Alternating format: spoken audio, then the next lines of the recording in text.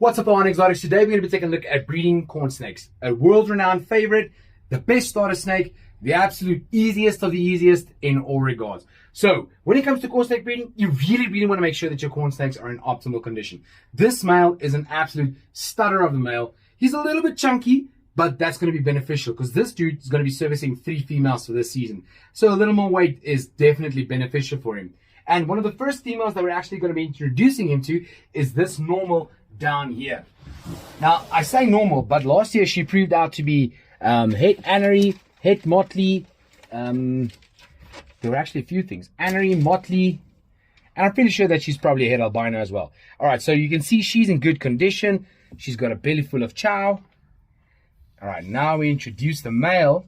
Now, usually with corn snakes, you almost see breeding behavior effectively immediately, which is what we're seeing now. You see the male on top of her, smelling her. He's going to start shaking on her, and then we should actually see successful copulation within actual seconds. Just excuse the mess it's up. When you breed, it's really better to not disturb and clean too much, but also, don't let it go mad.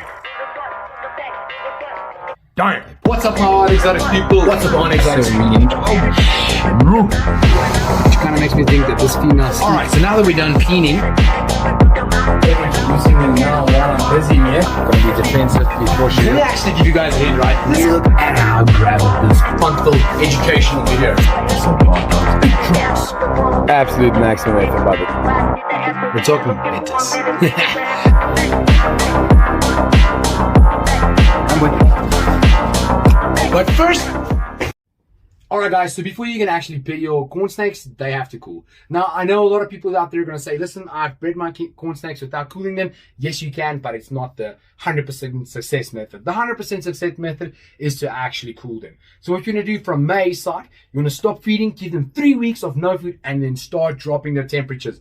Now, a lot of people are going to tell you 15, 16, 17, 18 degrees Celsius. I usually just switch my thermostats off, and they go down to about between 11 to 14 degrees Celsius, and I have had zero issues with any of my adult breeders. Then come August side, when the ambient starts warming up, you want to start gradually increasing the temperatures. So 2 degrees start of the week, 2 degrees end of the week, until you get them back to optimal temperature. For me, optimal temperature for all my calibers, 28 to 29 degrees Celsius. I do not cook them on 31 degrees Celsius. That to me is too hot, and I have noticed that I've got a higher slug rate if I'm working at that temperature versus if I'm running at a 28 degrees Celsius. So after you get them out, more nice and warm, in general, you'll start realizing a difference in biometric pressure. You'll start feeling a lot of weather around you, and then that's the perfect time to introduce them. If it's raining, put your snakes together, irrespective of the species. If you've got rain, put them together.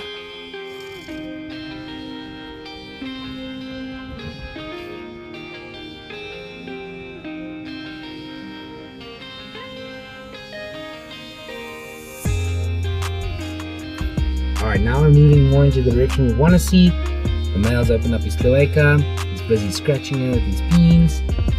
And we're about to see, okay, well, there's already some spermatozoa wasting on it. Guy's pretty freaking randy.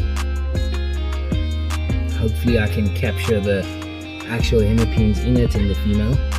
Might be a little tricky because I'm obviously trying not to be too invasive as well. Because obviously what I'm doing now is very invasive.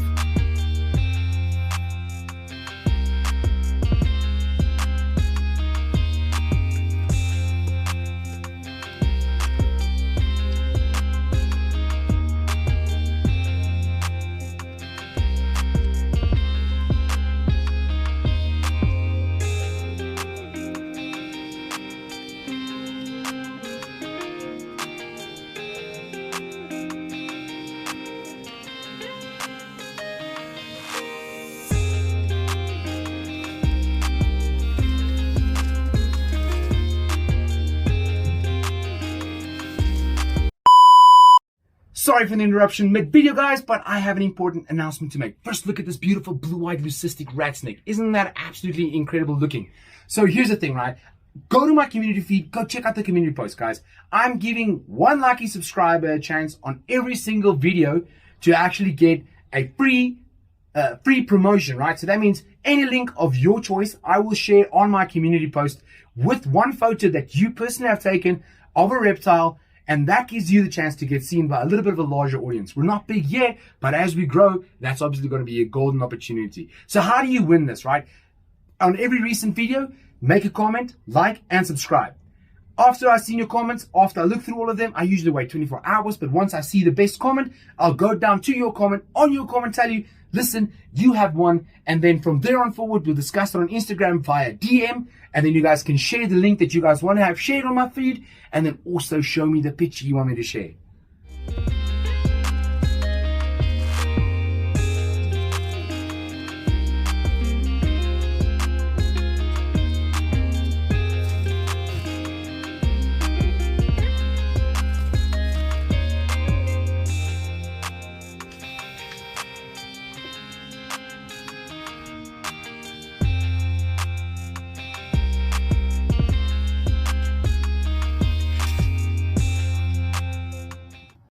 All right, guys, now after you successfully bred and you've seen multiple locks in your corn snake, they'll start going into shed, which is what this female is now. Her colors are starting to nullify and she's actually going into shed. So that's usually the pre-lay shed. Right around the time you get a pre-lay shed is when you actually want to start adding in the nest box. Now, I use this for just about all my colubrids, excluding the larger ones. This is just a 2.5 kilogram ice cream tub with a little hole cut in and a little sphagnum and peat mixture that I keep nice and humid. So you want to keep it humid because you also don't want all the substrate around this to actually absorb the moisture content from the eggs when they're out. And then once you've got it nice and humid, you got to still check up on it frequently. Like, just don't assume it's going to stay humid for the entirety of it. All right, so now that that's done and dusted, I usually just take the egg box. Sorry, mommy. And then I just put it here on the cold side. Like I always say, you really want to keep it on the cold side because let's say you have a busy day, you don't check up in the morning, your females have eggs in the morning, and then you only come check up late afternoon and the eggs are already dried. Now, once I put the egg boxes in, I just like to, in general, show my females where their egg boxes are so that they have easy access to it and know where it is. When it comes to breeding corn snakes, guys, it is absolutely stupid easy, right? Like I said, make sure that they're fed, make sure that they're cool. After cooling, introduce them. Once they've been introduced, it's game over. They will copulate, they will breed, and then you can expect eggs 4 to 5 weeks later. In general, you'll have a shed. In general, you'll have a shed 4 to 5 weeks in. After they shed, you'll get eggs within the next week or 2 weeks. Once you get eggs, remove the eggs immediately. Take those eggs to an incubator, incubate to 27 to 29 degrees Celsius. And then again, 60 to 75 days later, you should have corn babies. Now, be careful. Corn snakes especially are very renowned for double clutching. So if you're not prepared to have, let's say, 30 plus babies from a single female, rather not breed the species. King snakes and these things, you know, they're a little more tricky to double clutch. You actually have to try and do that. With corn snakes, they do that all by themselves. All right, guys, so here's one of our breeder female corn snakes. She's a very, very beautiful specimen of snow, and I think, in fact, also gravid. So I'm actually going to rush this up. From Mohana Exotics, you guys know I love you. You guys know I appreciate you. Peace out.